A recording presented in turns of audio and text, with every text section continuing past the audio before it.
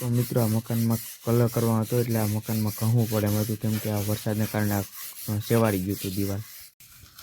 તો મિત્રો આ બાજુ સાઈડ કહાઈ ગઈ હતી અને આ સીડીએથી આપણે ચડ્યા હતા અને આ બાજુની સાઈડ આપણે કહવાની ચાલુ કરી દીધી. મિત્રો આ સાઈડ આખી કહાઈ ગઈ છે, હવે જોઈ લ્યો તમે. અને મિત્રો આ છે આપણા હથિયાર. અને મિત્રો આ બાજુની દિવાલ એક છે અને એ હવે આપણે સાંજે આવશું તે કરી જાઉં.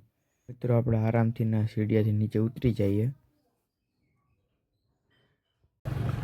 તો મિત્રો અત્યારે આપણે ઘરે જઈએ, હવે સાંજે જમીને આવશું હવે એટલું કહી નાખીએ.